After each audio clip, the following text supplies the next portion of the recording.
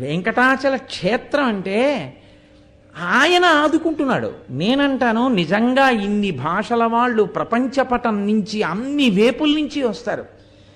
ఆ గుడిలోకి వెళ్ళాలంటే శౌచప్రధానమైనటువంటి క్షేత్రం, స్నానం చేసి వెళ్ళాలి. అసలు గది ఎక్కడిస్తారో, గది ఎలా తీసుకోవాలో మనకంటే తెలుసండి. ఒక సామాన్యమైనటువంటి భక్తుడి గురించి మీరు ఆలోచించండి. ఏమీ తెలియని వాడు ఎక్కడి నుంచో బయలుదేరి వచ్చేసాడు అనుకోండి. ఏదో కంప్యూటర్ వచ్చినవాడు చదువుకున్నవాడి గురించి నేను మాట్లాడటం లేదు.